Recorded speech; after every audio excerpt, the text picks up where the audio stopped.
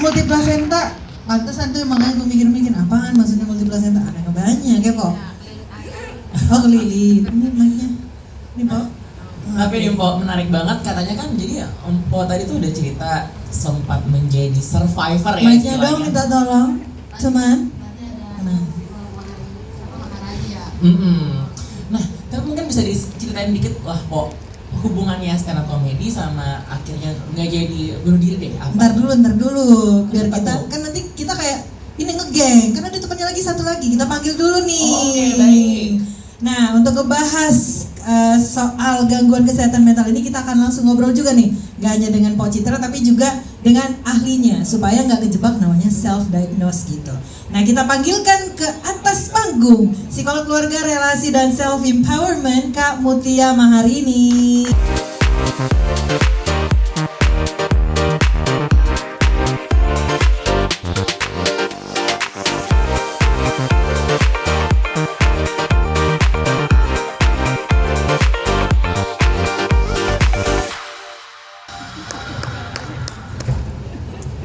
Coba mic.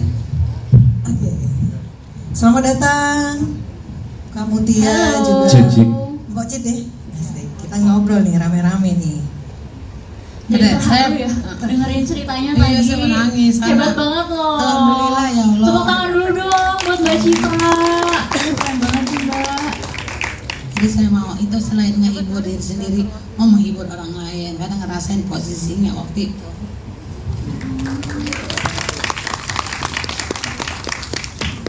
Nah, jadi mungkin udah terjawab juga ya dengan aku juga tidak mau terlalu mengkorek-korek luka lama orang gitu di depan umum. Nah, kembali ke laptop, jadi mungkin masih pada ingat nih soal laporan diterbitkan American Psychological Association yang menyebut kalau Gen Z itu generasi yang memiliki kesehatan mental paling buruk mungkin dari semua generasi. Sehingga ramai lah ya dibilang tuh Gen Z bermental lemah.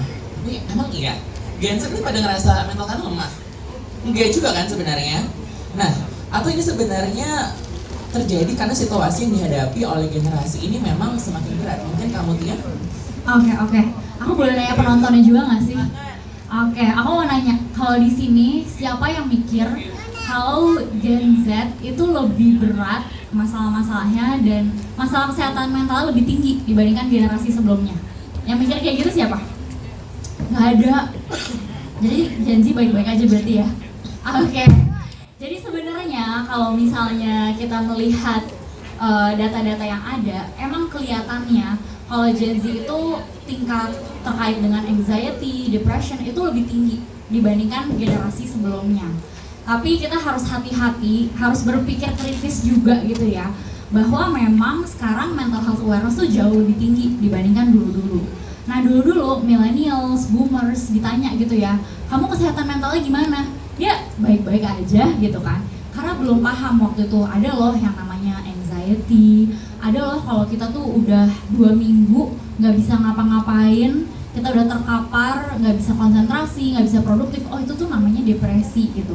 Mereka belum tahu, jadi mereka ngerasa ya udah baik-baik aja. Sedangkan sekarang Gen Z itu pada pinter-pinter banget, overthinking beberapa hari tuh langsung kayaknya aku perlu ke psikolog deh gitu kan, atau kayaknya aku perlu curhat, kayaknya aku perlu healing gitu kan. Mereka tuh pinter-pinter banget untuk mencari, oke, aku lagi ada problem, aku mau cari solusinya. Sehingga akhirnya report-reporter pun jadi menunjukkan kalau mereka kesannya lebih banyak masalah kesehatan mentalnya.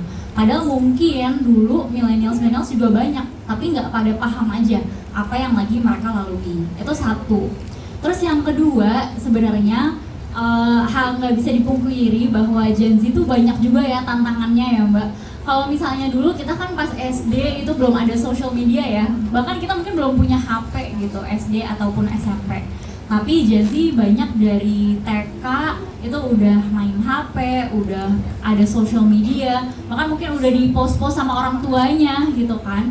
Sehingga mereka juga terpapar dengan jauh lebih banyak masalah terkait dengan akses informasi yang belum tentu benar, terus overwhelmed, abis itu ada cyberbullying. dan akhirnya hal-hal ini membuat mental health-nya juga jadi lebih sulit untuk bisa dikendalikan dengan baik.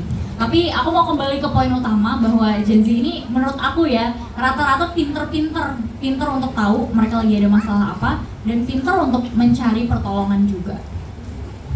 Oke, berarti kalau dari pengamatan kamu Tia sendiri sebagai psikolog gitu ya, dalam keseharian berarti memang benar ya ada peningkatan ataupun anxiety dan segala macam gitu, masalah kesehatan mental di anak-anak Gen Z gitu, milenial.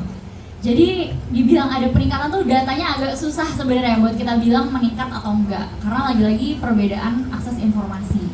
Tapi yang bisa dibilang adalah jauh lebih banyak Gen Z yang melek untuk pergi ke profesional, ke psikolog, ke psikiater, atau bahkan ikut yang kayak yoga, healing trip kayak gitu-gitu, itu juga bentuk kan untuk kita bisa meningkatkan kesehatan mental kita. Aku bisa bilang jauh lebih melek sih terkait dengan kesehatan mental dan self care, gimana caranya biar kesehatan mentalnya bisa terjaga. Oke, nah ini mungkin kan tadi kalau kamu dia tuh lebih teori, lebih dari kacamata psikolog. Nah ini mungkin kalau dari Pok Citra nih. Kalau saya sih ya. Oh, belum ditanya tuh Pok. Sayang, Poknya udah tahu duluan nih jawabannya. Nah, batuk dulu Pok. Pok, biasanya apa sih masalah-masalah orang tuh sehari-hari yang bikin orang tuh stres gitu jalanin hidup? Kalau saya kan karena udah rumah tangga ya, masalahnya anak, ekonomi gitu. Suami saya supir truk jarang pulang. Alhamdulillah orang tua nggak ada, jadi kayak sendirian gitu, nggak ada tempat curhat, sian banget. Tapi kalau teman-teman yang Pok Citra sendiri nih, mungkin gak sih politik, ekonomi itu bikin stres orang, atau ya udah itu urusan orang aja deh, bukan urusan Kalau saya sih ya, karena saya mau orang awam, kurang terlalu udah memahami politik. Atau kalau ekonomi sih emang sekitar mikirin perut lah di rumah gitu. Politik udah puyeng. Tapi kalau Pok Citra sendiri di rumah nih punya anak kan Gen Z gitu ya. Iya. Nah, Pok Citra masuk di mana nih? Milenial berarti ya. Masuk geng milenial Iya. berarti kita segenerasi ya kan Iya. ceritanya. Nah, ada nggak sih perbedaan itu Pok ketika misalnya kayak Pok Citra kan ngadepinnya dengan komedi gitu ya. Kalau anak-anak mungkin gimana kalau anak-anak di rumah? Kalau anak saya sih ya gitu, lebih pintar memang ya, lebih pintar saking pintarnya keblinger, jadi suka ngejawab gitu. Tahu ujung-ujungnya mager dah. Itu agak susah memahaminya kadang. Kalau diceritain dulu, cuma zaman dulu, zaman mama, jadi banding-bandingin. Emang betul juga, tapi kan maksud saya tuh lebih bersyukur zaman ini, lebih instan, lebih mudah lah. Kalau dulu kan prosesnya panjang. Tapi penasaran deh, Pok Citra sebagai orang tua nih ya, pernah nggak lagi marahin anak terus tiba-tiba anak Pok tiba-tiba, mah ini tuh nggak baik buat kesehatan mental aku gitu, pernah nggak? Enggak sih, cuman nyanyi kan, nyetel musik. Takut tambah dewasa, takut aku kecewa. Apaan gitu, nyetel lagu galau dah. Takut dewasa paling nemu jakun ya kan. Iya apaan sih, ya elah, takut buat besok beras kagak ada. Nah, kamu Tia, kira-kira nih untuk mengelola kesehatan mental kita, mungkin dari tips-tips dengan cara yang paling mudah mungkin ya untuk bisa kita ikutin gitu. Oke, mungkin kalau yang dari tadi udah ngikutin podcast sebelumnya kan aku juga ikut dengerin ya. Aku setuju banget sama yang pertama, sama kayak investasi dalam kehidupan, dalam mengelola kesehatan mental kita juga perlu pahamin risk dan reward. Jadi kita misalnya setiap hari nih scrolling social media, kita harus tahu risknya tuh apa sih kalau kita kebanyakan scrolling, dan rewardnya apa misalnya kalau kita rajin konten gitu. Karena banyak penelitian yang dilakuin, masalah kesehatan mental pada Gen Z itu terjadi pada yang pasif di sosial media. Tapi kalau kita aktif, sering nge-post, itu justru sosial media kita lebih terjaga karena jadi bentuk self expression. Ini kayak Kak Ian ya kan. Nah itu satu, kita pahamin risk and reward. Terus dua, yang dari tadi disebut-sebut berulang kali adalah mindful. Kita perlu banget untuk memahami, kita nggak bisa mengubah yang namanya masa lalu, kita nggak bisa memastikan yang akan terjadi di masa depan. Jadi fokuslah pada masa kini, fokuslah pada hal-hal yang bisa kita kontrol. Kalau kita udah nemuin kita punya masalah ini, ya cari solusi buat itu gitu ya. Nggak usah musingin yang terlalu jauh-jauh, dan kalau bisa move on juga lah dari yang udah berlalu. Itu sih kalau dari aku tipsnya. Nah, kalau Pok Citra selain lewat komedi gitu, biasanya ngelolanya gimana sih? Kalau lagi Nulis. Saya Nulis buat komedi. nulis kayak curhat-curhat, nanti kalau bisa dibikin materi buat komedi. Karena dulu belum tahu stand up komedi, cuma nulis aja jadi nuangin pikiran. Nah, saya suka nulis kebetulan. Kalau bahasa Jawa sana journaling, Mbak. Journaling itu ya. Kayak kalau zaman generasi mungkin yang milenial ke bawah tuh dulu nulis diary kan. Iya. Gitu. Sama ini nulis di toilet zaman dulu. Kan belum ada Twitter, belum ada status. Kan dulu mah sekarang mah di toilet main HP ya. Mungkin pertanyaan terakhir kali ya, ada nggak sih tips gitu buat sebenarnya kalau cuma tertuju pada Gen Z juga rasanya nggak adil ya, karena aku rasa yang mengalami challenge dalam kesehatan mental tuh orang tua juga punya gitu loh. Apa sih mungkin buat teman-teman yang sampai sekarang belum berani, nggak usah jauh-jauh deh ke psikolog, tapi belum berani untuk ngomong gitu. Ada nggak sih tips mungkin dari Mpok Citra dulu? Kalau tipsnya sih kalau menurut saya lakuin apa yang kita seneng. Nah, itu salah satunya.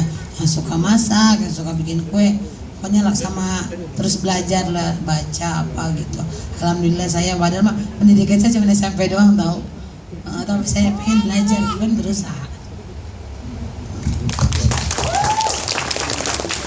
Kalau dari aku tipsnya adalah kalau emang masih susah banget untuk mungkin cerita ke temen kalau kita lagi struggling, seenggaknya jujur sama diri sendiri dulu aja. Kayak tadi Mbak Citra, ya udah coba nulis dulu aja sebenarnya yang kita lagi rasain tuh apa. And then kalau misalnya ada kesempatan bolehlah untuk pergi ke profesional. Sekarang di puskesmas aja kita bisa pergi ke psikolog teman-teman. Jadi manfaatkan BPJS-nya ya. Iya gratis, saya termasuk yang ke puskesmas. Alhamdulillah. Alhamdulillah saya sudah tidak minum obat lagi. Yeay! Ini contohnya nih berarti role model. Nah, luar biasa sekali. Tepuk tangan sekali lagi buat kita semua teman-teman. Cobain ke psikolog karena dokternya ganteng-ganteng. Iya, itu gimana kan ya? Loh, tetap nanya. Baik, terima kasih Kak Mutian dan juga Mpok Citra sudah bergabung bareng sama kita dan sharing banyak hal.